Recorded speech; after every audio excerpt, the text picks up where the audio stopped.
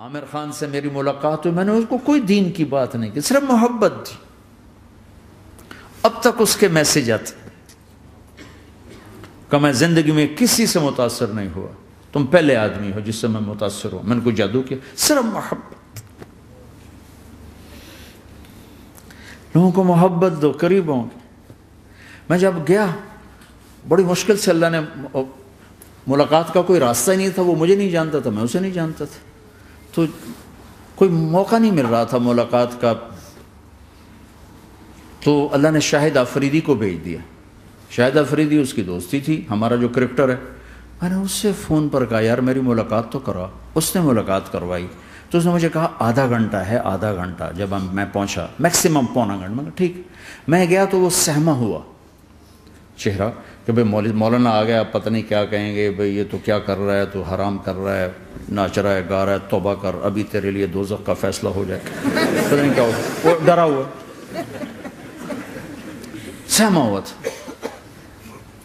تو میرا ایک دور کالج لائف تھا. میرے اللہ نے مجھے ہدایت دی اور میں 3 دن کے لیے میں اس دوست کو، اس کی نسلوں کو دعائیں دیتا ہوں جو مجھے زبردستی پکڑ کے لے گیا. نہ میرا تبلیغ سے کوئی تعلق، نہ واسطہ، نہ میں کوئی ان سے متاثر. ایک لڑکا تھا، بنگالی تھا، گشت کرتا تھا، لیکن میں اس سے ذرا متاثر نہیں ہوا. میرا دوست متاثر ہو گیا تھا، تو میں تو ان کے قریب سے نہیں گزرتا تھا. تو وہ اور میں اسکول میں اکٹھے آ رہے تھے، کالج میں اکٹھے آ رہے تھے. تو وہ متاثر ہوا، وہ 3 دن کے لیے جا رہا تھا، تو مجھے بتائے بغیر میرا ہاتھ پکڑ کے لے گیا. مجھے کام ہے، چلو میرے ساتھ. اور میں اس کو انکار نہیں کر سکتا تھا. یہ میرا اس کا تعلق تھا. اب بھی اسی طرح بھائیوں جیسا تعلق. میں اس کا احسان ماں، مجھے زبردستی لے گیا. ہمارے پنجابی کی مثال ہے، کبے نو لت لگی وہ سیدھا ہو گیا. وہ جو ہوتا ہے ہنچ بیک ہوتا ہے نا، اس کو کسی نے لات ماری تو وہ سیدھا ہو گیا. مہربانی بھائی تیری لات سے میں سیدھا ہو گیا. تو مجھے تو وہ کبے والی لت پہ گئی.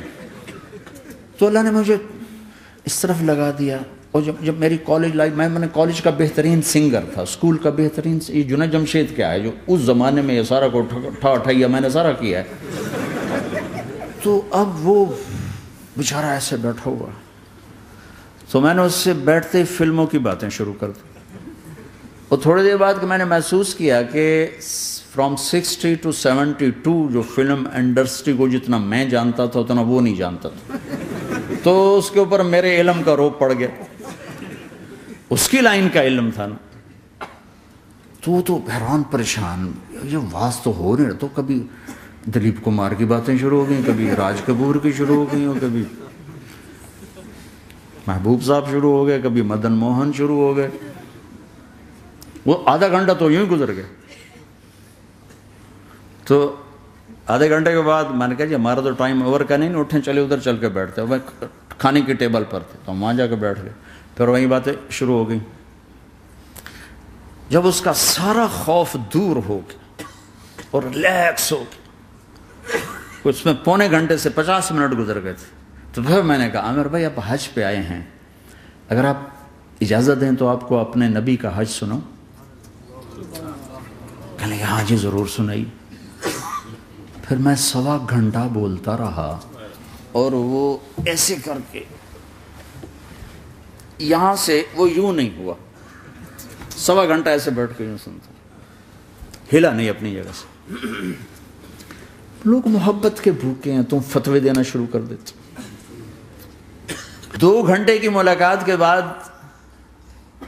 جب ہم نکلے تو نیچے تک چھوڑنے آیا عامر خان.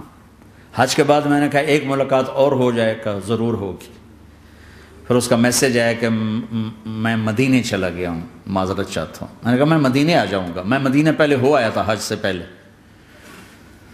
تو اس نے کہا کہ آپ 14 تاریخ کو آ جائیں، 4 سے 6 کا ٹائم میں نے آپ کے لیے رکھا ہے. تو میں جنید اور ایک اور ساتھی ہم دوبارہ وہاں چلے گئے 4 بجے.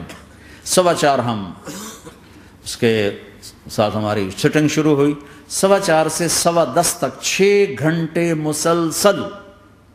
اور اس کے ماتھے پہ ذرا نشان نہیں آیا کہ میں بور ہو رہا ہوں. اور اس کے بعد ہم اٹھے، اس کا جی نہیں چاہ رہا تھا کہ ہم اٹھ کے چلے جائیں. محبت. پھر ایک امتحان پڑ گیا. میں اجتماع میں تھا رائمنڈ کے پچھلے سال. اس کا میسج آ گیا میری فلم تلاش آ رہی، اس کی کامیابی کی دعا کرو. لے بھائی اے چنگی بڑی. میں کہا اب کیا کروں؟ جواب دینا بھی ضروری، دعا بھی نہیں ہو سکتی، کیا کروں؟ تو جب وہ میسج آیا تو میرے سامنے کوئی 10-12 علماء بیٹھے تھے. میں نے کہا بھائی یہ میسج ہے، اس کا جواب دو. کہا جی یہ ہمارا فیلڈ نہیں تمہارا ہے، تو ہی جواب دے. میں سارا دن سوچتا رہا، مجھے کوئی جواب سمجھ میں نہیں آیا کہ جان بھی بچ جائے، جواب بھی چلا جائے. پھر اگلا دن بھی گزر گیا، مجھے کچھ سمجھ میں نہیں آیا. میں عصر کا وضو کر رہا تھا، ایک دم اللہ نے ایک مضمون دل میں ڈالا.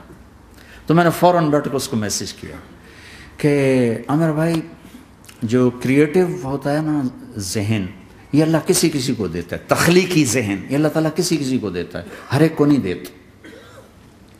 اور یہ اللہ کی بہت بڑی عطا ہوتی ہے. اور میں نے تمہارے ساتھ جو وقت گزارا اس میں نے دیکھا کہ اللہ نے تمہیں تخلیقی ذہن دیا ہے، تم کریٹر ہو. اور جو لوگ اس ٹائپ کے ہوتے ہیں وہ کامیابی ناکامی کی پرواہ نہیں کرتے، وہ اپنے کام سے کام رکھتے ہیں. آپ کا بھائی تو فوراً اس کا میسج آیا، آپ ٹھیک کہہ رہے ہیں، آپ ٹھیک کہہ رہے ہیں.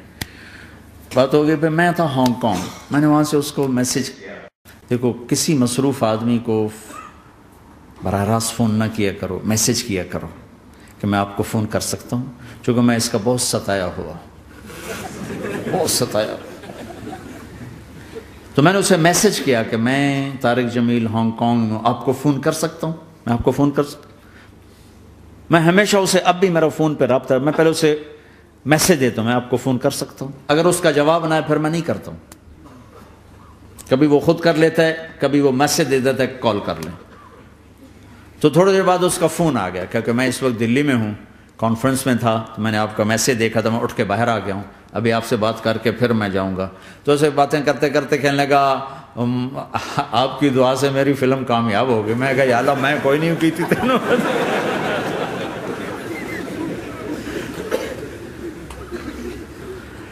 بھائیو محبتیں بانٹو، نفرتیں تو پہلے ہی بہت پھیل چکی.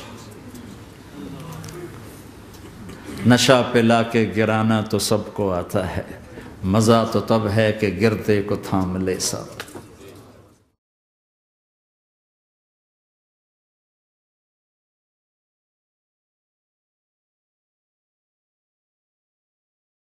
لا إله إلا الله محمد رسول الله عليه صلاة الله وآله والأحبة. لا إله إلا الله محمد رسول الله عليه صلاة الله وآله